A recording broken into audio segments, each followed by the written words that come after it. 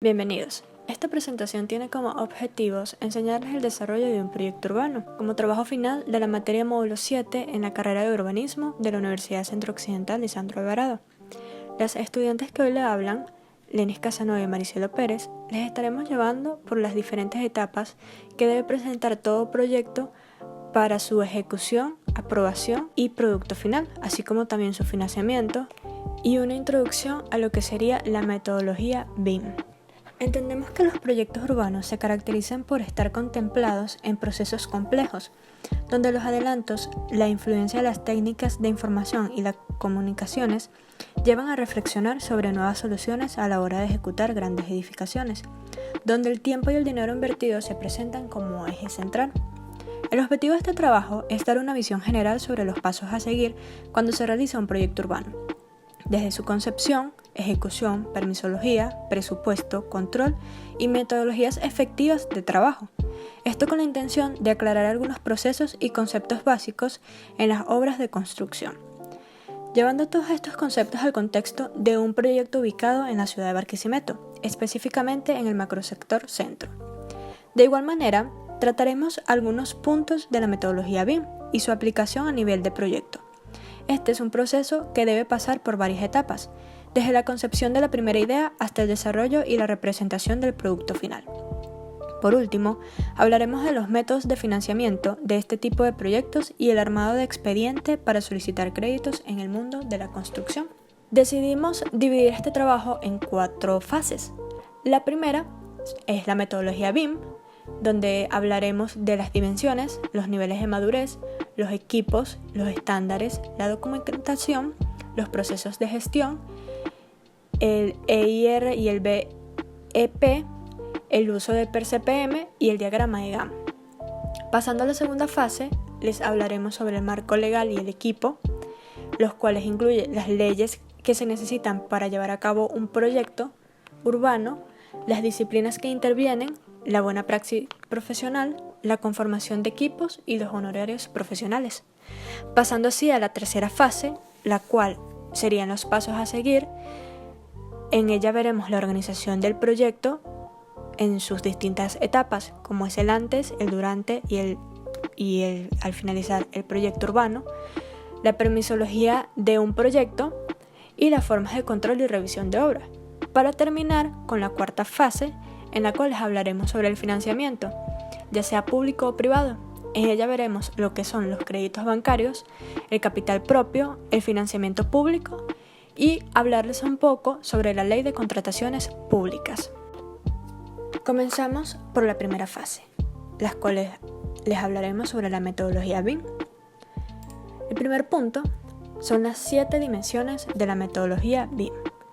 Las distintas etapas de diseño y gestión de una infraestructura, junto con las fases de mantenimiento y desmantelamiento de la misma, transcurren inmersas en una dinámica de trabajo en la que pueden destacarse 7 dimensiones diferentes. Acá las vemos reflejadas. Empecemos.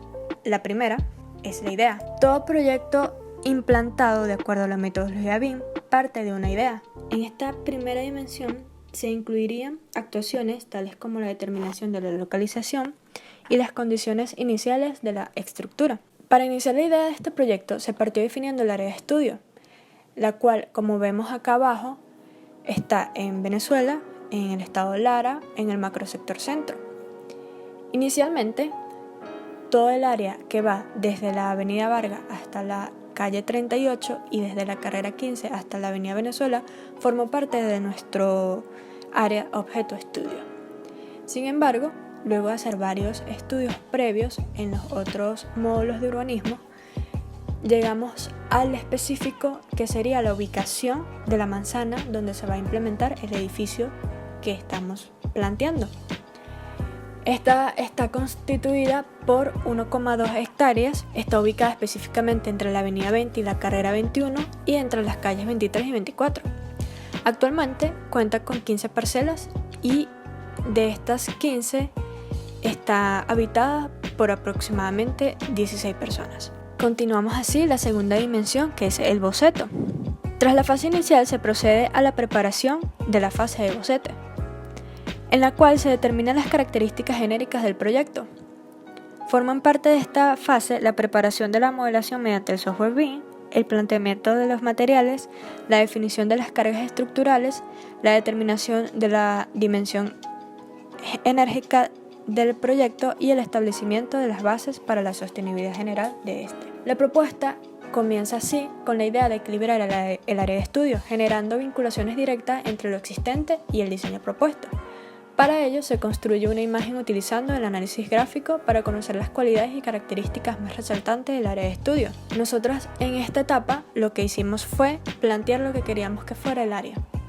Entonces nuestra imagen objetivo fue generar un eje central, el cual iba a estar vinculado con áreas culturales y áreas verdes, equipamientos urbanos, que me dieran una transición hacia las zonas más residenciales y así generar unos núcleos de viviendas.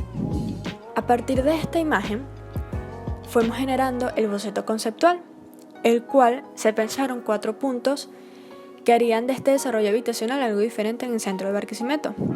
El primero fue generar espacios públicos y conexiones entre calles, lo que nosotros llamamos abrir el edificio, que no simplemente fuese un obstáculo entre el peatón y las personas que habitan estos conjuntos residenciales, sino que este edificio formará parte de la ciudad.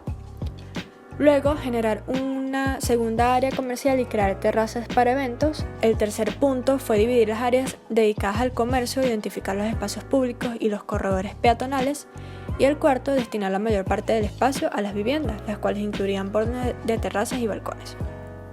Sabiendo que estamos en el centro de la ciudad y que las áreas verdes pues son pocas y en muchos casos inexistentes, la idea también era generar este ambiente entre lo que sería lo urbano y lo natural, creando así terrazas verdes y que éstas me conectaran con la calle. Por último, en la parte de boceto, tuvimos que fijar a nivel constructivo cómo sería el sistema estructural del edificio como tal. Entonces tenemos la cimentación, la estructura portante, la estructura horizontal, los cerramientos y los acabados. Pasando a la tercera dimensión, tenemos el modelo gráfico.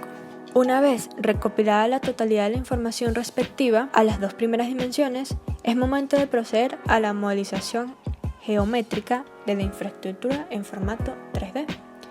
Como vemos a mano izquierda, primero hicimos una distribución de áreas de la edificación para luego ver cómo se conectaba el edificio con la calle, que era lo que realmente queríamos. Entonces a mano derecha vemos un poco lo que buscábamos generar con lo que sería la planta baja de la edificación y la calle y el tipo de mobiliario que usaríamos para este proyecto en específico. Continuamos con las dimensiones de la metodología BIM. Tenemos como cuarto el tiempo. En el tiempo, he aquí la principal señal de identidad que caracteriza y diferencia a BIM de otras metodologías o softwares de trabajo tradicionales: el dinamismo. Frente a los modelos de proyectos puramente estáticos en la realidad, la metodología BIM aporta una nueva dimensión temporal. Para el presente proyecto se estima una duración de 5 años, contando con todas las fases preliminares de proyecto, construcción, venta y promoción de los inmuebles.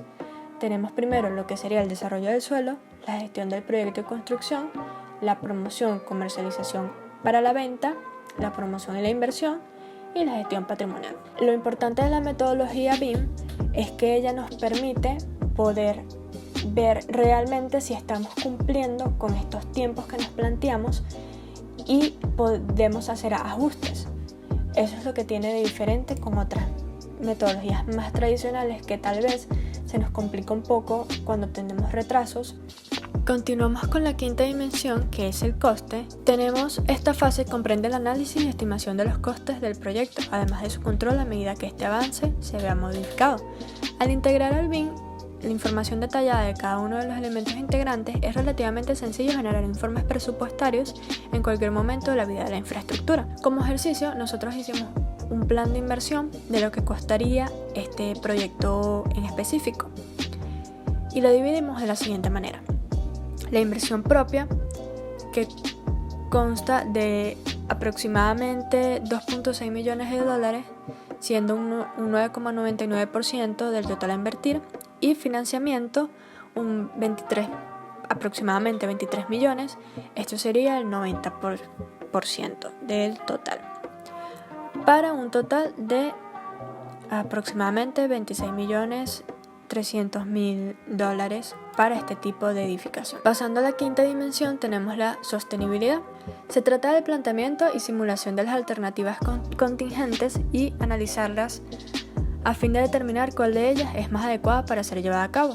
Los esfuerzos para combatir el cambio climático y mitigar los impactos ambientales adversos se han fortalecido en torno al mundo. Las certificaciones de evaluación de la sostenibilidad como el BREEAM y el LEED se han convertido en una parte importante de los proyectos modernos de infraestructura y edificación, llevando BIM al siguiente nivel de implementación de declaración de productos, emisiones de usos de gases tóxicos, entre otros. Gracias al BIM se ha desarrollado una mayor comprensión de cómo optimizar el diseño para proporcionar soluciones más sostenibles. Considerando que la certificación LEED se ha consolidado como el sistema de evaluación para edificaciones sustentables más amplio del mundo, con cerca de 80.000 proyectos participantes alrededor de 162 países, incluyendo más de 32.500 proyectos comerciales certificados, este tipo de evaluación se ajusta al proyecto actual, donde tomamos en consideración temas relacionados con ubicación y transporte, sitios sustentables, eficiencia en agua, energía y atmósfera, materiales y recursos, calidad de ambiente interior, innovación y prioridad regional, los cuales son puntos claves para la obtención de esta certificación. Ahora bien, por último, tenemos el ciclo de vida, el final de las 7 dimensiones. El ciclo de vida de un proyecto BIM comprende todas las fases que componen un proyecto, desde la fase de anteproyecto, en la etapa del diseño, pasando por su construcción, control de costes y tiempos, y en la etapa de construcción, dirección de obra, hasta llegar a su etapa de operación y mantenimiento, donde el proyecto estará gestionando y computerizado mediante diferentes software para el control de sus instalaciones. Dentro del ciclo de vida de un proyecto BIM nos encontramos con la etapa de demolición, donde se podrán hacer las estimaciones oportunas para saber qué cantidad de residuos se generarán y por lo tanto qué huella ecológica llegarán a producir. De esta manera se podrá realizar un proyecto más sostenible y respetuoso con el medio ambiente. Un proyecto realizado bajo la metodología BIM durante todo su ciclo de vida nos garantizará poder llevar a cabo de manera eficiente y mucho más optimizado, siendo más productivo con menor coste, un mayor control y una mejor supervisión, y todo ello anticipándonos a errores en una fase muy temprana, un proyecto de éxito. A modo de flujograma, se presentan las actividades generales contempladas en el proyecto que nosotros realizamos. Comenzando por el inicio, tenemos todo lo que serían las actividades preliminares, la demolición y movimiento de tierra, la estructura y obras de concreto, la instalación de sistemas de acueductos, cloacas y drenajes, instalación de electricidad y ascensores, establecimiento de áreas verdes y áreas recreativas, acabados finales, obras sanitarias, pisos y puertas, y limpieza y entrega de obra para llegar hacia el final a la venta de los apartamentos. Ahora bien, continuando con la primera fase, pasamos a los niveles de madurez. Los niveles de madurez son los niveles de colaboración compartida de un proyecto de construcción. A medida que sube de nivel, la colaboración entre las partes es mayor. Tenemos el primero, que es el nivel 0, que es colaboración baja. En esta fase, la producción y el intercambio de los datos se lleva a cabo con la ayuda de documentos electrónicos en papel no interpolables. El nivel 1, que es la colaboración parcial, se concentra la transición de datos CAD a 2D y 3D. En el nivel 2, que es la completa, el interés principal es el modo en el cual los datos son compartidos entre los participantes del proyecto. Es un modelo de colaboración plena entre todas las partes del proyecto. Por último, tenemos el nivel 3, que es la integración completa. Es la meta final en el sector de construcción. Su objetivo es el alcance de la plena integración de los datos y que el modelo sea accesible a todos aquellos que estén relacionados con el proyecto. Como vemos a mano izquierda, en un pequeño gráfico que les mostramos, vemos cómo van subiendo de nivel a medida de que las personas involucradas también van aumentando y la colaboración entre ellos se va haciendo mayor. Continuando con la primera fase, tenemos los equipos y roles. La comisión BIM considera como equipos todos aquellos que intervienen en él durante la totalidad de su ciclo de vida. El que inicia la propuesta en marcha del proyecto es el promotor o cliente y a partir de este momento se van incorporando los siguientes equipos, que es el equipo promotor, el equipo de diseño, de construcción, postconstrucción y el equipo de deconstrucción. Luego tenemos los roles. Un rol BIM es la función que se ejerce en alguna etapa del desarrollo y operación de proyectos o infraestructura, en base a capacidades BIM que se suman a otras no BIM. Los roles BIM asignan funciones y responsabilidades a las personas de un equipo en cuanto a la generación y gestión de información BIM, porque es importante que cada quien tenga un rol, porque así cada persona es responsable de una actividad. Entonces, cuando notamos que existen fallas o que falta información, sabemos exactamente a qué persona acudir para que gestione este problema, para que lo solucione. Por eso es tan importante los equipos y los roles y que ellos estén bien determinados desde un principio. Continuando con lo que serían los estándares BIM, tenemos que la estandarización ayuda a la empresa a establecer pautas para tratar, estructurar y definir la información en los proyectos que se desarrollan bajo la metodología BIM, así como normalizar los procesos de trabajo. ¿Cuáles son sus aplicaciones? Bueno, aseguran la calidad y formato de información, establecen bases de operaciones claras, facilitan el monitoreo y control en el proyecto, facilitan la interoperabilidad de información, ayudan a mejorar la forma de trabajo, aportan estructura y marco de trabajo para la aplicación del BIM y por último impactan en las competencias del equipo de trabajo. Hay procesos muy difíciles de estandarizar, como los contratos o los procesos de negociación. Pero ¿cuáles son los procesos estandarizables en cada empresa que utilice la metodología BIM? Primero es la nomenclatura, que es la codificación, que todo tenga, digamos, el nombre de la empresa, pero un poco más allá de que toda la expresión del conjunto de planos y toda la documentación referente a lo que sería la construcción del edificio tenga una misma codificación, para que primero lo podamos ubicar más fácilmente y segundo, todo tenga una misma lectura y la persona que esté leyendo el proyecto en ese momento, el técnico o el cliente, tenga una relación y pueda ver que todo está de acorde a los estándares de la empresa. Entonces por eso es importante. Luego tenemos las estructuras productivas, que son los esquemas organizativos de equipo de producción, imagen de marcas, códigos visuales de trabajo, plantillas y todo esto que va muy ligado a lo que estábamos hablando anteriormente. Los sistemas asistidos y automatizados, que son las plantillas de familias para modelado asistido, control de datos, cálculos y comprobaciones. Los sistemas de recompensa por productividad, por innovación o por ahorro de recursos. Y por último, sistemas de mejoras continuas, que es la calidad de producción, eficacia de negociación, reducción de gastos y todo lo referente a ello. Siguiendo esto, pasamos a lo que sería la documentación. La gestión de documentos BIM indica un sistema organizado para la gestión de datos y documentos en el proceso, que permite mantener todo en carpetas y archivos digitales, haciendo que la creación, gestión y uso compartido de todos los documentos sea más fácil y eficaz. Para lograr esto es importante centralizar todos los datos del proyecto en un único repositorio de datos y vincular a las partes interesadas del proyecto y los flujos de trabajo, desde el diseño a la construcción y demolición, a través de tecnologías capaces de crear y administrar sistemas de documentos integrados en línea. ¿Cuáles son los beneficios de tener la documentación BIM? El equipo trabaja en el mismo archivo evitando errores. Se puede acceder a la información desde cualquier dispositivo.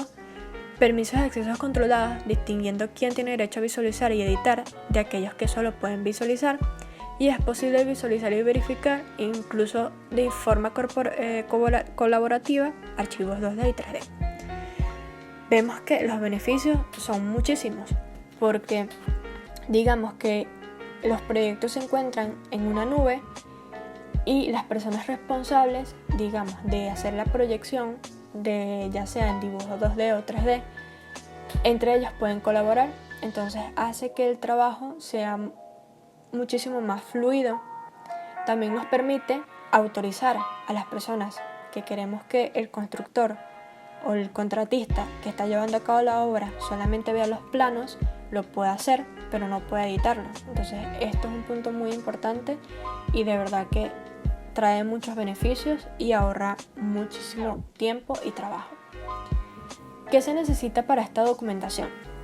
Bueno, es necesario un software que permita la colaboración de todo el equipo en las diferentes fases del ciclo de vida de la obra, que garantice el uso en línea, que permita la visualización de todos los tipos de archivos más comunes, como lo son los archivos de DWG, que es el AutoCAD, los PDF, Excel y todos estos tipos de archivos de los programas que utilizamos más. Continuando con los procesos de gestión, tenemos que estos sí consisten en llevar a cabo el seguimiento, el control y la gestión de todas las actividades del proyecto para cumplir con los requisitos. ¿Existe alguna guía para la gestión de proyectos? Sí, lleva como nombre el PMBOK Guide y es el libro principal para las buenas prácticas profesionales de forma internacional. En ella se explica qué es un proyecto y todo lo relacionado a la gestión del mismo.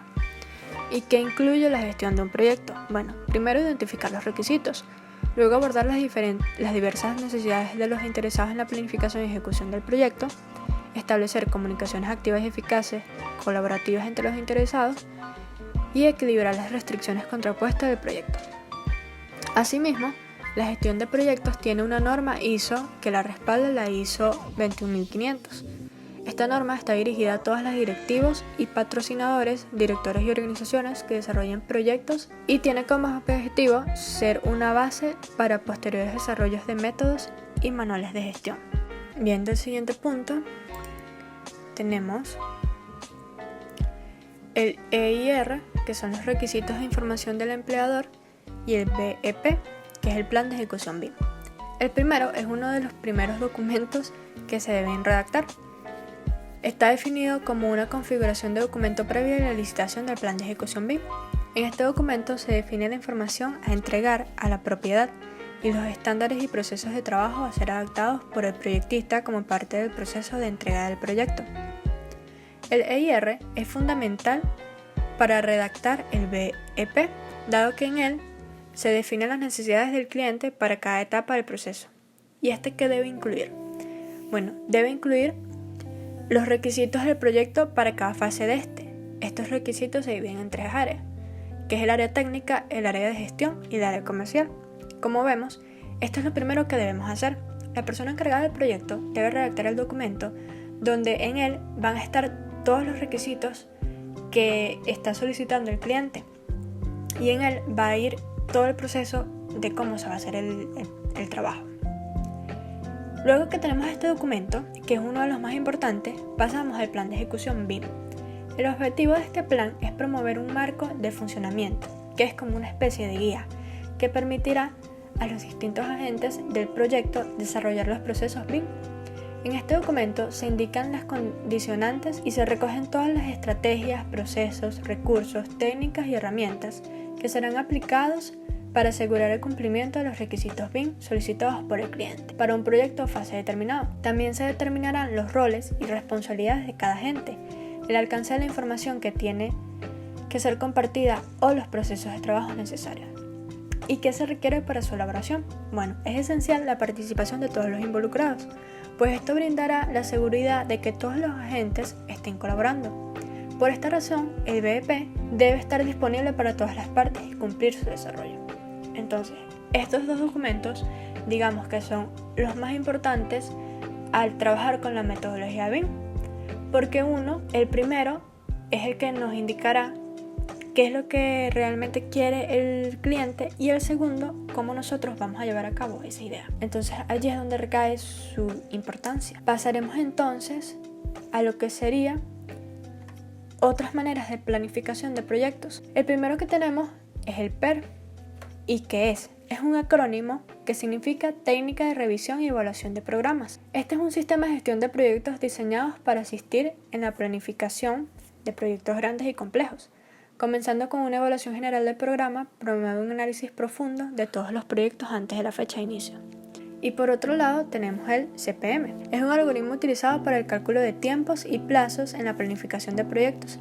El objetivo principal es determinar la duración de un proyecto, donde cada una de las actividades del mismo tiene una duración estimada. La duración de las actividades que forman parte de la ruta crítica determina la duración del proyecto entero, y las diferencias con las otras rutas, que no sean críticas, se denominan tiempos de holgura.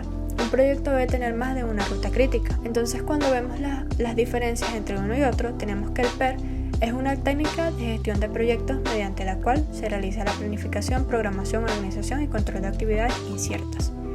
Y el CPM es una técnica estadística de gestión de proyectos en la que se lleva a cabo la planificación, programación, organización, coordinación y control de actividades bien definidas. El PER es una técnica de planificación y control de tiempo y el CPM es un método para controlar los costos y el tiempo. El PER ha evolucionado como un proyecto de investigación y desarrollo y el CPM evolucionó como un proyecto de construcción.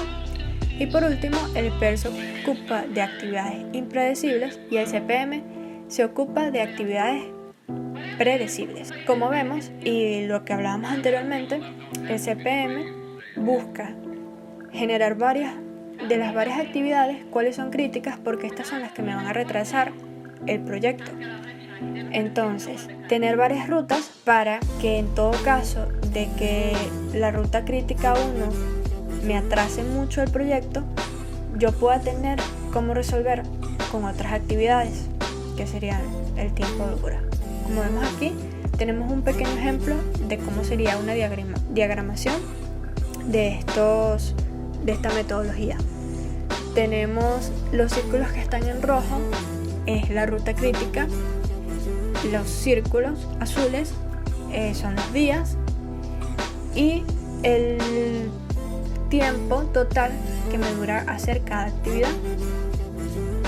Entonces vamos recorriendo cada una de las actividades desde el 1 hasta llegar a la 10ª actividad y esta nos dará el total de días, de horas o de minutos para llevar a cabo un proyecto. Como anteriormente lo veníamos comentando, se utiliza mucho en el área de construcción. Sin embargo, en cualquier proyecto en el cual nosotros necesitemos planificar y que tengan varias actividades, es de gran ayuda esta metodología. Continuamos con el último, que es el diagrama de Gantt. Tenemos que es una herramienta de gestión que sirve para planificar y programar tareas a lo largo de un periodo determinado. Este permite realizar el seguimiento y control del progreso de cada una de las etapas de un proyecto. Reproduce gráficamente las tareas, su duración y secuencia, además del calendario general del proyecto, y es un sistema de coordenadas con dos ejes esenciales. En el eje vertical se ubican las tareas a realizar desde el inicio hasta el fin, mientras que el horizontal se colocan los tiempos. Entonces, este diagrama va también muy ligado a lo que sería la planificación per CPM, porque por un lado podemos tener la planificación de todas las actividades que tenemos por hora. Luego de tener esta planificación, lo que hacemos es llevar esta información hasta el diagrama de per CPM para verlo gráficamente el recorrido de cada una de estas actividades. Actualmente existen muchos software y programas que nos ayudan a la planificación de este tipo de actividades o de proyectos y los cuales hacen que la tarea de la construcción, del diseño y de los proyectos urbanos sea mucho más ordenada. También así como de manera general, estas herramientas de software de planificación ayudan a automatizar la forma en que los gerentes administran las tareas, estiman costos, facilitan la programación y manejan las asignaciones de cargas de trabajo. Podemos mencionar algunas de las herramientas disponibles para la planificación de construcción, como es el Procore, el Workflow, el Genie-Bell, entre muchísimas otras. Tenemos que todas las empresas constructoras es consciente de que cualquier proyecto requiere tiempo, recursos y un esfuerzo intensivo para su realización. Sin embargo, la gestión del tiempo parece ser un desafío constante. La amalgama de Internet y las herramientas de software permite ahora completar una tarea fácilmente. Los programas mencionados anteriormente son solo algunos ejemplos de las herramientas de software de planificación de la construcción disponibles en el mercado. Ahora bien, viendo un poco lo que es la metodología BIM, todo el proceso para su creación, cómo se forman sus equipos, la documentación que debemos tener y otras maneras de planificación en el área de construcción y de urbanismo, pasamos a la segunda fase, en la cual hablaremos un poco sobre lo que es el marco legal y el equipo de trabajo. Comenzando con las leyes, lo que sería el marco legal, tenemos para Venezuela, estas son las leyes las cuales todo proyecto urbano está inscrito. Tenemos lo que sería la Ley Orgánica para la Ordenación del Territorio, que tiene como objetivo establecer las disposiciones que regirán el proceso de ordenación en coordinancia con el Plan de la Nación. Esto a nivel macro. Luego tenemos la Ley de Ordenación Urbanística, que tiene por objeto la ordenación del territorio con el fin de procurar el crecimiento armónico de los centros poblados. Aquí vamos bajando un poco el nivel, llegando así al Plan Nacional de Ordenación del Territorio, que sirve de marco de referencia especial a los planes de desarrollo de mediano y corto plazo del país, y también a los planes sectoriales adaptados por el Estado, llegando así a lo que es más específico y a los que nos compete a nosotros en la implementación del edificio, que es el Plan de Desarrollo Urbano Local de la Ciudad de Barquisimeto, que en este plan se recogen los lineamientos que la administración municipal debe seguir fielmente a fin de propiciar un desarrollo armónico. Luego tenemos la ordenanza de reforma del Plan de Desarrollo Urbano Local, que es establecer los elementos normativos que definen y rigen el desarrollo urbano de Barquisimeto y las variables urbanas fundamentales aplicables en cada uno de los sectores que comprende el área urbana de la ciudad. Y por último tenemos las normas de equipamiento urbano, que estas normas se clasifican los equipamientos urbanos puntuales según tipos de servicios indispensables para la población de las ciudades modernas. Cada tipo de servicio es clasificado según escalas de atención. Estas normas también son muy importantes, ya que ellas nos dirán, de acuerdo a las personas y a la densidad que tenemos en cada una de las propuestas urbanas que hacemos, el equipamiento que debemos tener para darles a estas personas que vivirán en estos nuevos urbanismos una mayor calidad de vida. Pasando hacia las disciplinas que intervienen, tenemos que el urbanismo es una disciplina compleja que abarca todos los elementos de una ciudad. Al poner en práctica esta disciplina se pueden modelar y remodelar espacios aptos para el desarrollo de las actividades urbanas de las ciudades, por medio de estudios técnicos multidisciplinarios, tomando en cuenta la estética, la funcionalidad y la relación entre los espacios. Algunas de las disciplinas involucradas en los procesos urbanísticos son las siguientes: la arquitectura, la ingeniería civil, la economía, el derecho urbanístico, la ingeniería ambiental, la sociología, la topografía, la ingeniería eléctrica y la ingeniería mecánica, que forman parte de todo lo que sería la construcción de las edificaciones. Ahora bien, todos los profesionales inscritos sobre estas disciplinas antes mencionadas tienen que cumplir con la buena praxis profesional. Es la obligación de reparar y satisfacer las consecuencias de una falta. Se responde por algo y ante alguien. Tenemos lo que sería la responsabilidad social, que exige del profesional competencia y honestidad en sus situaciones. Los profesionales involucrados en este medio tienen gran responsabilidad ante la sociedad. La responsabilidad gremial tiene su origen en el artículo 82 de la Constitución Nacional, que establece la protección de la colectividad. Los profesionales deben cumplir la normativa gremial, como lo es la Ley de Ejercicio de la Ingeniería y Arquitectura del año 58, entre otras. La responsabilidad profesional, que exige cumplir activamente con los fines del Colegio de Ingenieros de Venezuela, con los fines establecidos en el artículo 22 de la Ley de Ejercicio, que es servir como guardián del interés público y actuar de asesor del Estado en asuntos de su competencia. La responsabilidad administrativa se basa en el artículo 121 de la Constitución, que dice: es el ejercicio del poder público, acarrea responsabilidades individuales por abuso de poder o por violación de la ley.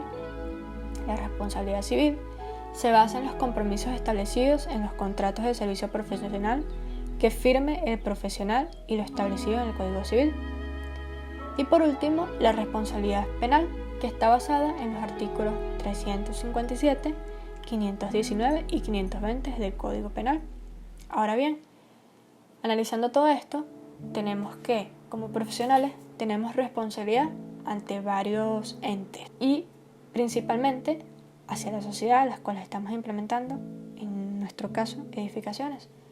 Entonces, como profesionales somos responsables de hacer las cosas bien, porque de lo contrario acarrea consecuencias. Continuando con la segunda fase, tenemos la conformación del equipo multidisciplinario. Ya que estamos inscritos en una rama completamente donde muchos profesionales forman parte, tenemos que saber que todos aquellos equipos multidisciplinarios es aquel formado por un grupo de profesionales de diferentes disciplinas, donde uno de ellos es el responsable del trabajo que se lleva a cabo. En nuestro caso, como urbanistas, seríamos el responsable de coordinar este gran equipo de trabajo, a los cuales cada uno va a tener asignado una tarea específica que les compete en su profesión. Los pasos para la contratación de estos equipos multidisciplinarios: primero es elaborar el plan de contratación, que desde el inicio del proyecto se debe plantear un plan de la mano de la obra. Con esto se definirá el orden y el momento en el que debe entrar cada contratista de este proyecto. El segundo es la solicitud de contratación de mano de obra. Según marche la ejecución de construcción, surgirá la necesidad de contratar mano de obra para cada actividad. El tercero es el estudio y selección de ofertas. Una vez recibidas las propuestas de los cotizantes, se verificará el cumplimiento de los requisitos de entrega y se procederá con la selección de las personas o empresas que se contratará. Y por último, la legalización de los contratos, que después de seleccionados el contratista y las personas que van a estar en estas obras, se procederá con la consecución de los documentos legales del contrato, así como la solicitud al contratista seleccionado para que aporte los documentos necesarios para la finicación del compromiso. Entonces tenemos varias maneras, como vemos aquí, de hacer la contratación. Si nosotros como empresa somos las que vamos a ejecutar la obra, por decirlo de una manera, podemos tener una metodología para lo que sigue la contratación de profesionales y mano de obra. Pero también, si estamos en proyectos grandes del Estado, donde necesitamos más de una contratista o más de una empresa que esté encargada de la ejecución, entonces aquí entrarán todos estos pasos para que de una manera organizada y planificada tengamos que cada empresa se encargue de la actividad a las cuales está siendo contratada. Entonces, esto es muy importante tenerlo claro desde el principio, porque nos ayudará así a mantener un orden en nuestros proyectos. Y por último, tenemos lo que son los honorarios profesionales. Este es el cálculo de pagos a personas que prestan sus servicios a una empresa. En el caso de Venezuela, existen colegios profesionales que velan, controlan y definen los intereses de cada gremio. Estos colegios profesionales cuentan con unos tabuladores, los cuales se actualizan mensualmente, y en base a ellos, el área administrativa de una empresa establecerá un monto a pagar a cada uno de los trabajadores. En nuestro caso, el tabulador por los cuales nos regimos nosotros es el dado por el Colegio de Ingenieros, el cual, como vemos en la pantalla, tenemos un tabulador para profesionales de acuerdo a su nivel de experiencia y también para técnicos. También es muy importante el tabulador de contadores, ya que en las empresas también debería haber toda la línea gerencial de administración. Entonces este tabulador lo da el Colegio de Contadores de Venezuela y también se actualiza mensualmente. Como modo de ejercicio, para este proyecto en particular se realizó el costo del presupuesto de honorarios profesionales para la etapa de construcción del proyecto. La construcción y ejecución es uno de los últimos pasos y su éxito dependerá directamente de lo planificado en la etapa de diseño. La coordinación que exista entre cada una de las disciplinas definirá la fluidez y calidad con la que se culmina el proyecto. Al momento de realizar el cálculo fue necesario tomar en cuenta el número y tipo de profesionales o técnicos que participarán en la etapa de construcción, así como también el nivel de experiencia que tendrá cada uno y el tiempo de trabajo.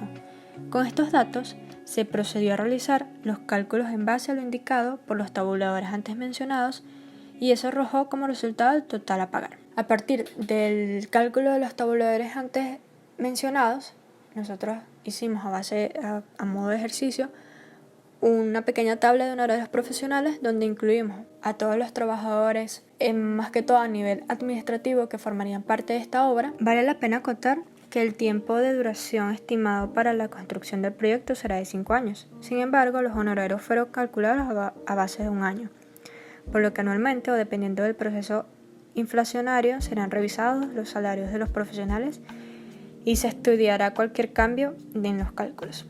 Asimismo, en el caso del contador, administrador, secretario y chofer que presten sus servicios a la empresa, solo se calculará el 10% del salario total, puesto que esta parte del personal no prestaría servicios de manera exclusiva a la empresa. El personal que participará en la ejecución formará parte de la nómina mensual de la empresa, por lo que cada mes los trabajadores recibirán su pago correspondiente. Fase 3. La titulamos Pasos a seguir. En esta fase vamos a abordar los siguientes puntos: organización de un proyecto, permisología de un proyecto de urbanismo y formas de control y revisión de obras. Vamos a dirigirnos al primero de ellos: organización de un proyecto. La organización de un proyecto se puede dividir en 3 etapas: antes o previas al desarrollo del proyecto, durante el desarrollo de un proyecto y después de finalizar el desarrollo de un proyecto. Veamos primero la organización de un proyecto previas a su desarrollo. Como podemos ver, son muchos los requisitos o documentos preliminares que debemos considerar antes de iniciar un proyecto. El primero de ellos es el proyecto y cálculo de todas las especialidades. ¿Qué se busca con esto? Definir todos los componentes que tendrá la obra. Estos componentes podemos dividirlos en 3 o 4 tipos dependiendo del proyecto que se desee realizar. Con respecto al área de arquitectura, encontraremos todo lo referente a planos arquitectónicos y elementos que componen el proyecto. Por ejemplo, la memoria descriptiva del proyecto, planta de conjunto, plantas arquitectónicas, secciones, fachadas o alzados, cortes por fachada, planta de albañilería, planta de acabados, acabados y pintura en fachadas, detalles constructivos, detalles de jardinería, planos de carpintería y herrería y plano de puertas y ventanas. Por supuesto, también debemos considerar toda la parte estructural de un proyecto. ¿Y qué podemos encontrar en esta parte? Bueno, todos los planos que proyectan el diseño y los cálculos que se ameritan para brindar una solución a todos los problemas estructurales que se puedan presentar y ofrecer una construcción totalmente segura, que al final eso es lo que estamos buscando. También encontraremos acá los elementos estructurales a mayor detalle. Dentro de los planos y elementos debe estar presente la siguiente información, que todo esto que vemos por acá: memoria de cálculo, planta de cimentación, plano de losas y detalles de armado, detalles de traves, columnas y castillos, especificaciones y cuantificaciones de acero, especificaciones de concreto y cuadro de cargas. Por otro lado, en cuestión de instalaciones, debemos incluir todos los planos que ayuden a comprender y a ejecutar los servicios y sistemas de instalaciones de una vivienda, o en nuestro caso, un edificio, que es lo que estamos proponiendo para esta oportunidad. ¿Cuáles son esos planos? Todos estos que vemos acá: planta de instalación sanitaria de aguas pluviales, instalación hidráulica, instalación eléctrica, instalación de gas, instalaciones especiales, que en este caso lo que se quiere dar a entender son aquellas instalaciones referentes a telefonía, internet, sistema de aire acondicionado, televisión, entre otras. Y también la domótica para el caso de viviendas o edificios inteligentes, donde se quiera implementar este sistema de automatización. Por supuesto, en este caso también se debe incluir toda la información en planos para conocer el cableado y detalles de conexión.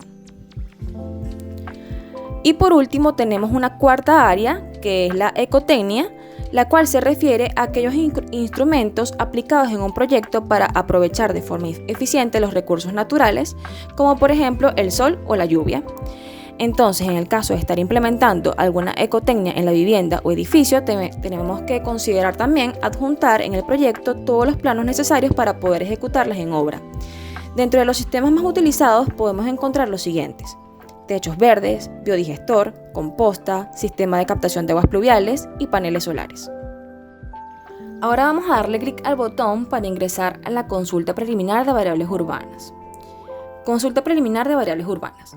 Esta consulta le indica al ciudadano las variables urbanas fundamentales a las que debe adecuarse la edificación o edificaciones a ser construidas en una parcela o lote. Como sabemos, las variables urbanas fundamentales son el conjunto de restricciones o limitaciones que puede llegar a tener un determinado terreno según la normativa. De esta manera conoceremos qué es posible y qué no es posible realizar en ese espacio. Sabiendo esto, entonces entendemos que esta consulta es obligatoria para urbanismos. ¿Cuáles son los requisitos que hay que entregar? Todos estos que vemos por acá a la izquierda, los cuales fueron consultados en la página oficial de la Alcaldía de Iribarren. Los invitamos a ingresar y consultar cualquiera de estos trámites. De igual forma se los estaremos colocando en la presentación para que puedan visualizarlos. ¿Cuáles son los pasos a seguir? En caso de ser un lote, se deberá consignar un levantamiento topográfico con coordenadas UTM, Datum Recben o Canoa. ¿Dónde se realiza este trámite? En la taquilla única, nivel calle de la Torre Municipal. Y por último, ¿cuál es el costo? Todos los costos los verán representados en petros, pero en este caso son 0,09 petros. Para hacer la conversión, los invitamos a consultar la cotización diaria. En la parte inferior de la lámina adjuntamos también las variables urbanas fundamentales que corresponden al proyecto que estamos proponiendo. Vemos la zona a la que pertenece, que en este caso es R1, y vemos todo el resto de la información, como los usos que se permiten en este terreno, que en este caso son vivienda multifamiliar y comercio comunal, también las densidades que se permiten y los retiros. Vamos a continuar y para esto consultamos el siguiente trámite a realizar, que es la consulta ante proyecto Alcaldía de Iribarren. Primero vamos a definirlo. La consulta de anteproyecto es una resolución previa al otorgamiento de la constancia de adecuación a las variables urbanas fundamentales que indica que un anteproyecto puede ser desarrollado como proyecto. Es decir, que luego de una revisión se dan cuenta que cumple con todos los requisitos para ser llamado ahora proyecto. Sin embargo, cabe destacar que esta resolución no da derecho a construir y esto es importante que lo tengamos en cuenta. Ahora, ¿cuáles son los requisitos para la consulta de anteproyecto? Bueno, los vemos acá enlistados a mano izquierda. No los vamos a mencionar todos porque si no nos extenderíamos demasiado en la presentación. Vamos a pasar a la siguiente parte de este mismo punto. Le damos a la flechita y vemos dónde realizar el trámite. Al igual que el trámite anterior, este también se realiza en la taquilla única nivel calle de la Torre Municipal. Ahora, para saber el costo, vamos a ver acá el cuadrito y vemos que dependerá de los metros cuadrados que tenga el proyecto. O mejor dicho, el terreno o lote donde se va a realizar el proyecto. Se clasifica en menos de 30.000 metros cuadrados, entre 30.000 y 100.000 metros cuadrados y cuando ya supera los 100.000 metros cuadrados. Dependiendo de esa clasificación, veremos entonces cuál es el precio de la consulta de anteproyecto. Ahora ingresaremos para conocer la permisería del Ministerio del Ambiente. Con respecto al Ministerio del Ambiente tenemos dos trámites a realizar. Uno de ellos lleva por nombre Solicitud de Acreditación Técnica de Estudios de Impacto Ambiental y Sociocultural para proyectos de interés local o estadal que impliquen actuación de una sola dirección estadal con fines diversos distintos al forestal dentro o fuera de áreas bajo régimen de administración especial o también llamado ABRAE, excepto en ABRAE que tenga como fin el manejo sustentable del patrimonio forestal. Para conocer los requisitos, los invitamos a ingresar en la página oficial del MINEC. Allá pueden consultar tanto estos requisitos como cualquier otro trámite que deseen realizar en el Ministerio del Ambiente. De todas maneras, acá se los adjuntamos, son 3 en total para este trámite. Ahora, ¿cuál es el costo? En este caso no son petros, sino que son unidades tributarias y va de 10 unidades tributarias a 400 unidades tributarias según el artículo 26, numeral 25 de la Ley de Timbres Fiscales, Gaceta Oficial 6150. Ahora vamos a dar clic en el botón de siguiente para conocer el segundo trámite que debemos realizar relacionado al Ministerio del Ambiente. Este lleva por nombre Solicitud de Autorización de Afectación de Recursos Naturales para proyectos de interés local o estadal con fines diversos distintos al forestal dentro o fuera de áreas bajo régimen de administración especial, ABRAE, que implican actuación de una sola dirección estadal. Para conocer los requisitos, acá se los estamos dejando a mano izquierda. Y en cuanto al costo, en este caso son 20 unidades tributarias según el artículo 26, numeral 28, y de 0.5 a 500 unidades tributarias según el artículo 26, numeral 23 y 24 de la Ley de Timbre Fiscal, Gaceta Oficial 6150. Ahora vamos a conocer un poco más sobre el siguiente trámite que se llama Cálculo de Dotaciones de Servicios. Las dotaciones de servicios se hacen con la finalidad de suministrarle a un edificio o a una vivienda todas aquellas condiciones que sean las más adecuadas para su correcto funcionamiento, tomando en consideración el uso que se le ha previsto a ese edificio.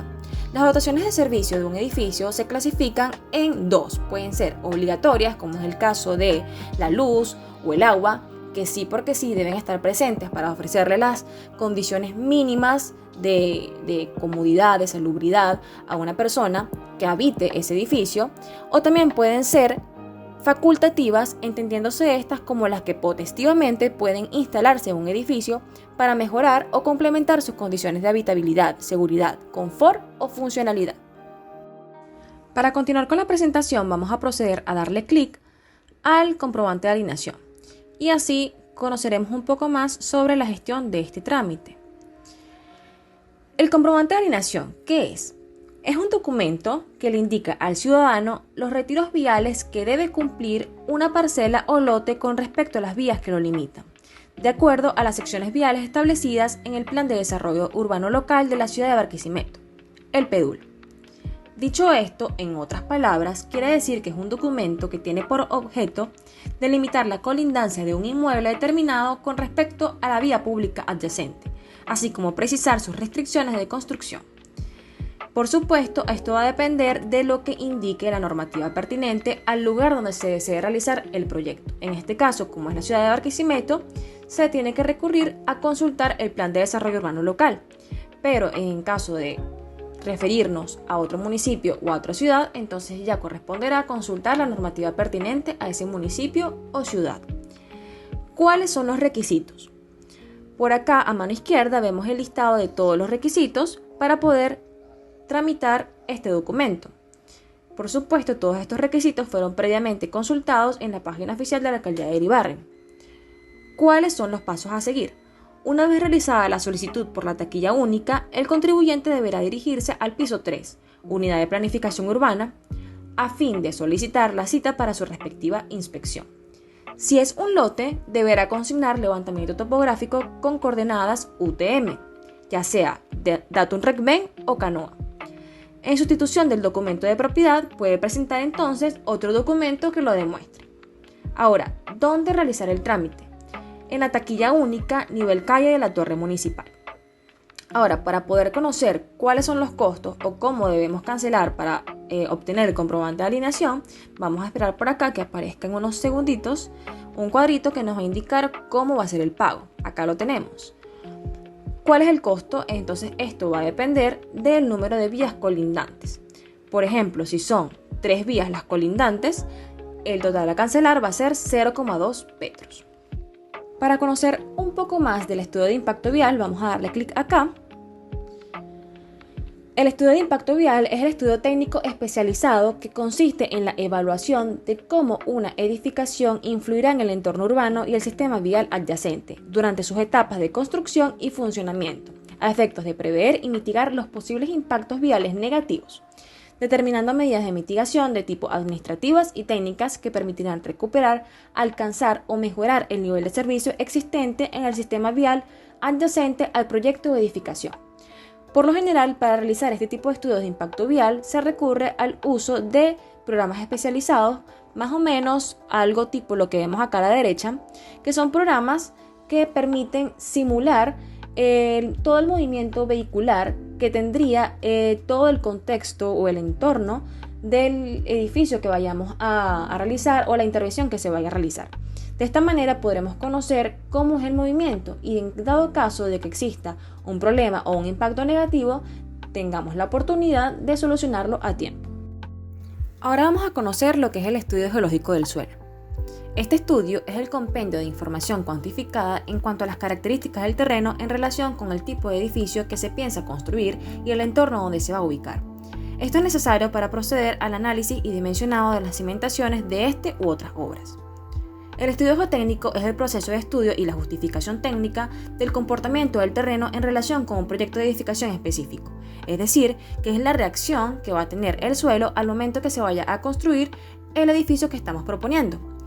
Su expresión se concreta en un documento llamado Informe Geotécnico. Este documento contiene, primero, las conclusiones de una investigación geológico-geotécnica, que a su vez va a contener la definición de los parámetros de cálculo a emplear en el dimensionamiento de los elementos estructurales en contacto con el terreno, así como también las previsiones del comportamiento del terreno ante las nuevas condiciones, la definición de estabilidad de desmontes y terraplenes, la estabilidad de las propias laderas y las recomendaciones tanto de cimentación como para la ejecución de todas las obras. El informe también debe incluir la documentación gráfica y escrita para la definición de las condiciones del terreno. Con esto nos referimos a plantas, perfiles y memoria descriptiva. Y por último, los datos recogidos durante la investigación, ya sean registros de sondeos y calicatas, geofísica, ensayos de laboratorio, levantamientos geomecánicos, cartografías geológicas, croquis, entre otros. Ahora vamos a darle clic a la factibilidad de servicios Corpolec. En este proceso, una persona natural o jurídica realiza por primera vez la solicitud en Corpolec para que se le sea dotada del servicio de electricidad en su inmueble. Para esto, primero que todo, es necesario comprobar que el inmueble efectivamente cumple con todas las normas necesarias, con todos los requisitos. Para esto, debe cumplir con las normas de diseño eléctrico, las cuales están establecidas en el Código Eléctrico Nacional. Cabe destacar que estos requisitos aplican solo a las solicitudes de pequeña demanda, ya sean residenciales y pequeños comercios. Estos que no requieren modificaciones a la red de distribución eléctrica. ¿Qué quiere decir esto?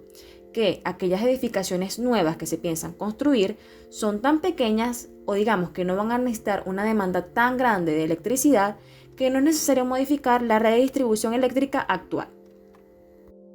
En cuanto a los requisitos, por acá a mano izquierda tenemos el listado de todos los requisitos, tanto para personas naturales como para personas jurídicas. Es importante destacar que los requisitos no son los mismos para ambas.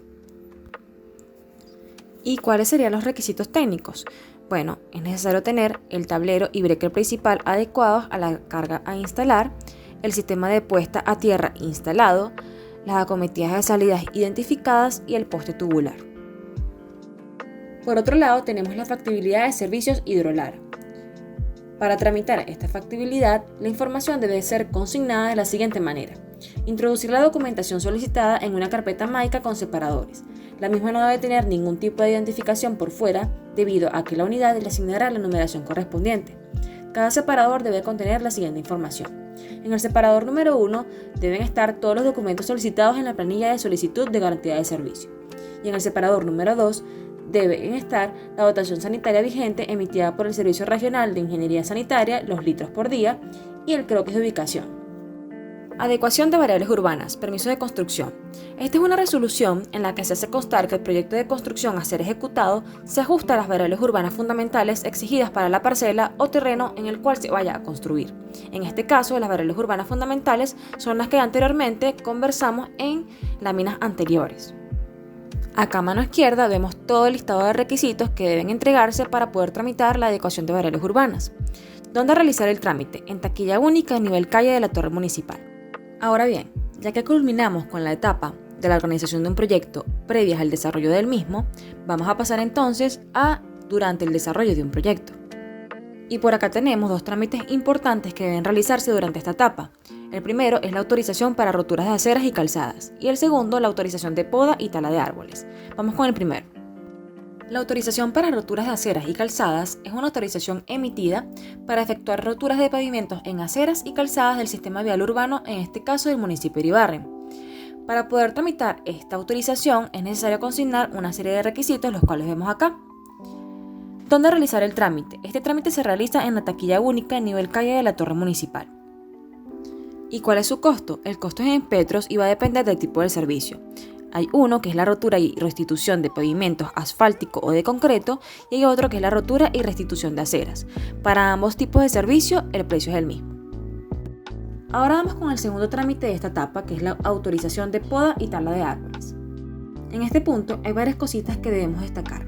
La primera de ellas es que la poda es competencia del municipio, ya sea por cuestiones de mantenimiento, formación, tratamiento fitosanitario o por obstaculizar o causar daños a luminarias, señalización vial, semáforos e infraestructura urbana. En el caso de la tala, es competencia del municipio, ya sea por cuestiones de seguridad, como es el caso de que se presenten enfermedades no tratables y que ya estén comprobadas, existe algún riesgo de derrumbe, ocasione daños a inmuebles e infraestructuras y por el riesgo para la integridad física de las personas. ¿Cuándo se puede decir que la poda es competencia de Corpoelec? Cuando existan árboles que estén afectando las líneas del tendido eléctrico, por ejemplo. La tala es competencia del Ministerio del Ambiente por cualquier otro fin que no sea el contemplado en seguridad. La afectación de las especies arbóreas en veda, es decir, que por alguna razón estén en protección o en conservación, como por ejemplo caoba, saqui, cedro, pardillo, negro, mijao y acapro, son competencias del Ministerio del Ambiente. Los requisitos para poder tramitar la autorización de poda y tala de árboles son todos los que vemos acá en la lámina a mano izquierda, y los pasos a seguir, por ejemplo, para el croquis es necesario considerar la situación relativa indicando calles y avenidas adyacentes. También es importante incluir allí elementos que sean referenciales. ¿Dónde se debe realizar el trámite? En taquilla única a nivel calle de la torre municipal. Ahora vamos a darle al botón para pasar a la siguiente parte y responder con esto cuál es el costo. El costo dependerá del tipo de trámite. Por acá vemos un cuadrito donde se están clasificando todos los tipos de trámites que existen. Por ejemplo, si hay una autorización para la poda y tala de árboles de 1 a 3 árboles, entonces el precio será de 0.15 petros. Pero debemos tomar en cuenta que adicionalmente a la tabla anterior también tenemos otro cuadrito que es para calcular la tasa según el número de árboles. Ya que culminamos la etapa de durante el desarrollo de un proyecto, vamos a pasar ahora a la etapa de después de finalizar el desarrollo de un proyecto. En esta etapa vemos dos trámites que son importantes, que es la constancia de recepción de obra terminada y la constancia de habitabilidad para registro y catastro. Vamos a ingresar al primero de ellos. La constancia de recepción de obra terminada. Es una resolución donde se hace constar que la obra efectivamente se realizó conforme a las variables urbanas fundamentales. Si esto fue así, entonces eso quiere decir que todo debe estar perfecto para la habitabilidad de la obra. ¿Cuáles son los requisitos para la constancia de recepción de obra terminada? Todos los que vemos acá a mano izquierda. ¿Dónde realizar el trámite? En la taquilla única, nivel calle de la torre municipal. ¿Cuál es el costo para este trámite? 0.02 petros por metros cuadrados por 5%. Ahora, para concluir con esta parte de los trámites, vamos a ingresar a la constancia de habitabilidad para registro y catastro.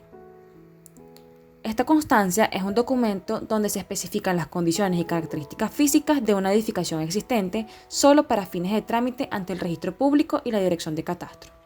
¿Cuáles son los requisitos para esta constancia de habitabilidad? Todos los que vemos acá a mano izquierda. ¿Dónde realizar el trámite? En la taquilla única, nivel calle de la torre municipal. ¿Cuál es el costo? El costo va a depender del tipo de servicio. Si, por ejemplo, el tipo de servicio es el permiso de utilización de espacio público, entonces la tasa en petro es de 0.20. Ya que hemos finalizado con la organización de un proyecto, vamos a darle entonces al botoncito para ir a la parte inicial, así continuar con la fase 3. Ahora vamos a ingresar con la permisología de un proyecto de urbanismo. Por acá vemos una especie de gráfico donde se representan cada uno de los trámites que hablamos previamente, pero con ciertos tiempos que deben cumplirse para poder procesar cada uno de ellos. Es importante destacar que estos tiempos fueron reflejados por datos proporcionados por profesionales en el área según su experiencia. Ahora bien, el proceso va a comenzar en la alcaldía solicitando la consulta preliminar de las variables urbanas fundamentales. Este trámite es relativamente rápido, actualmente se puede decir que toma un tiempo aproximado de unos 2 meses. Posteriormente nos dirigimos al Ministerio del Ambiente para obtener allí los permisos correspondientes y el estudio de impacto ambiental. El estudio de impacto ambiental tiene una duración aproximada de 3 meses, pero mientras realizan la evaluación y todos los pasos correspondientes puede tomar fácilmente 1 año. Ahora nos vamos a la parte derecha del gráfico. Para obtener la garantía de servicios de Hidrolara nos debemos dirigir a Sanidad, donde se entregará el proyecto y se solicitará la dotación del servicio. Este proceso toma aproximadamente 1 mes, mientras se consignan los documentos, se realiza una inspección y se realiza el informe. Con esa dotación nos podemos dirigir a Hidrolara, donde solicitarán una serie de planillas y documentos. La duración dependerá del tipo de proyecto, pero aproximadamente pueden ser unos 3 años. En el caso de la garantía de servicios de Corpoelec, se estima que puede tomar 1 año. Entonces, ya teniendo el permiso del ambiente y las garantías de servicio, podemos solicitar entonces la constancia de adecuación. También solicitarán el estudio de impacto ambiental, el cual puede tomar unos 6 meses para ser elaborado y aprobado. Una vez que se tenga la constancia de adecuación, se puede iniciar la construcción y posteriormente se solicitará la constancia de habitabilidad. Para esto es importante tener en cuenta que es necesario actualizar la garantía de servicios. Finalmente nos podemos dirigir al registro.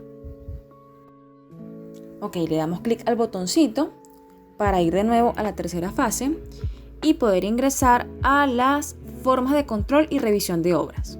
Vamos a darle clic acá. Control y revisión de obras. Es un seguimiento en los procesos de proyecto y obra hasta la entrega final.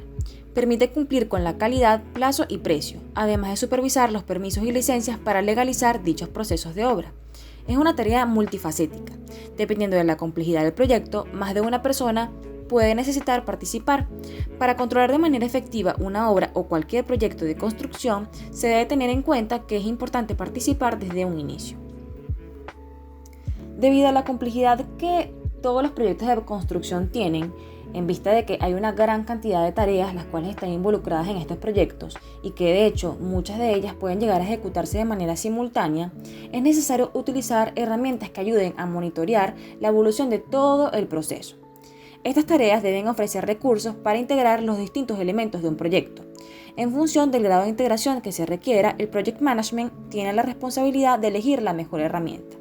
Hay una cantidad de herramientas en el mercado, pero las herramientas más utilizadas son las siguientes que vemos acá. En este caso, el orden que colocamos acá no es un orden específico, simplemente es para enumerarlos, pero algunas de ellas son Procore, Build Tools, CoConstruct, Buildertrend, Workflow Max. De hecho, uno de los programas, creo yo, más utilizados por lo menos o más sonados acá en Venezuela es el Microsoft Project, que es bastante común, bastante utilizado y bastante amigable, y que de hecho puede llegar a cumplir relativamente con todos estos requerimientos para el caso del control y revisión de obras. De hecho, pues creo que es bastante similar a todos estos programas que vemos acá. Todos ellos, digamos que lo que tienen en común es que permiten organizar todas las tareas de forma que se vea como una línea temporal. Entonces, bueno, por acá vemos una captura de pantalla de uno de estos programas, que es el Buildertrend. En este programa vemos que hay una cantidad de tareas y vemos a mano derecha todas estas gráficas como unos pequeños rectángulos de colores. ¿Por qué? Porque las tareas de un proyecto de construcción puede que en algún momento, cuando termine una tarea, inicie otra, pero no siempre va a ser así. A veces puede que una tarea esté a la mitad del proceso cuando ya tiene que iniciar otra. Entonces, para poder tener un control y una manera más visual de organizar toda esta información, existen estos tipos de programas, los cuales permitirán ver en qué punto está cada una de esas tareas, si se logró ejecutar y cuál es la próxima que viene a ejecutar. De esta manera se podrán ver si se están cumpliendo con todos los tiempos respectivos. Ya que hemos finalizado con la fase 3, ahora vamos a dirigirnos a la fase 4, que está relacionada a los financiamientos. En el primer punto vemos lo que es el crédito bancario. El crédito bancario, o en este caso crédito hipotecario para la construcción, banca privada, es un financiamiento hipotecario dirigido al constructor y a promotores inmobiliarios. Es un crédito hipotecario amparado con recursos propios dirigido a personas jurídicas que deseen financiamiento para proyectos destinados a viviendas de interés social, desarrollos turísticos, recreación, centros comerciales, clínicas, universidades, escuelas, galpones, oficinas u otras iniciativas. ¿Cuáles son sus características? El crédito bancario se caracteriza por estar dirigido a personas jurídicas. Es un crédito con garantía hipotecaria sobre el terreno y lo construido sobre él. El monto de financiamiento es hasta el 75% del presupuesto de obra o, en caso de pertenecer al programa 0800 MIEGAR, hasta el 85% del presupuesto. Tasa de interés variable. Está fijada por el Banco Central de Venezuela. Comisión bancaria hasta el 3% sobre el monto del crédito. Tasa de demora del 3% sobre capital. Plazo de financiamiento ajustado a las características del proyecto. Requiere póliza de seguro todo riesgo de construcción y está sujeto a retención de impuestos de ley de timbre fiscal. En cuanto a los requisitos aplicables al solicitante, las empresas deben estar domiciliadas en Venezuela, deben tener experiencia en la construcción y promoción acorde con el proyecto, deben poseer o abrir una cuenta en mercantil Banco Universal y deben consignar en la oficina mercantil de su preferencia la planilla de solicitud de crédito completa y firmada con todos los recaudos exigidos. Finalmente, a esto hay que añadirle una serie de recaudos bastante extensa, los cuales están dirigidos a la empresa solicitante y sus accionistas, y también recaudos del proyecto como tal. Entonces ahora nos regresamos nuevamente a la lámina inicial, nos dirigimos a la cuarta fase, al punto 2, el cual tiene que ver con el capital propio. El capital propio podemos dividirlo en 3 partes. La primera de ellas vendría siendo la preventa. Este término se denomina a toda aquella venta concretada durante el periodo de obra. Inclusive en muchos casos esta venta es previa al comienzo de la obra. Esta operación se instrumenta mediante la compra-venta de un boleto. Desde la perspectiva del desarrollador podemos encontrar ciertas ventajas y desventajas. Las principales son las siguientes. En cuanto a las ventajas, es que sirve para ver el comportamiento del mercado ante el producto lanzado, y es una venta genuina y ya concretada. Y en cuanto a las desventajas, es que el comprador solo deposita un porcentaje del valor del inmueble. El precio es inferior al que se pudiera obtener en el futuro y los compromisos iniciales pactados no pueden ser modificados. Otro tipo de financiamiento que podríamos mencionar en esta oportunidad es el private equity, o en español, capital privado. Este tipo de financiamiento no es común conseguirlo en inversores para los proyectos de construcción. Sin embargo, existen casos puntuales donde se pudiera llegar a dar este tipo de financiamiento. Por lo general, la inversión se da con capital extranjero y la garantía más habitual son las acciones de la sociedad conformada. Y por último tenemos el capital propio, o también llamado financiación propia o patrimonio neto. Estos son recursos internos, propiedad de la empresa, y por lo tanto no tiene un coste explícito y no está afectada por ninguna exigencia de devolución. La única excepción sería la quiebra de la compañía, lo que obligaría a destinar todo el patrimonio disponible para compensar a los acreedores. Los fondos propios se consideran una financiación a largo plazo porque es un capital disponible sin límite temporal. Se fundamenta en dos partidas, el capital social y la autofinanciación. ¿Cuáles son las características de la financiación propia? Primero, que constituye el patrimonio de la empresa. Es una financiación a largo plazo no exigible. No tiene coste explícito. No está expuesta a las fluctuaciones del mercado financiero, los tipos de interés o las restricciones de crédito externo. El uso de estos fondos genera más rentabilidad al no soportar gastos financieros y estar libre de otras obligaciones contractuales. Un nivel alto de fondos propios es una señal de mayor autonomía financiera, menos endeudamiento y más solvencia. Es una financiación insuficiente en etapas de desarrollo, crecimiento o expansión. Entonces vamos a darle nuevamente el botoncito para ir a la página inicial, a la cuarta fase, y vamos a ingresar ahora en el financiamiento público. Financiamiento público. Bajo el mecanismo tradicional de desarrollo de la infraestructura, los contratos de obra pública de infraestructura se financian con recursos del Estado o con la obtención de recursos multilaterales o bilaterales de desarrollo. El Estado licita la construcción de la obra y procede al pago, pero no existe una relación de largo plazo con el privado, como se ocurre, por ejemplo, en el caso de la asociación público-privada. El financiamiento público puede darse de dos maneras. Puede ser tradicional, que bajo este esquema el Estado financia directamente el desarrollo de infraestructura, ya sea con recursos públicos o mediante financiamiento externo. Este financiamiento está sujeto a la aprobación del presupuesto de la Nación por parte del organismo que corresponda, en general por el Poder Legislativo. Y también está el esquema multilateral.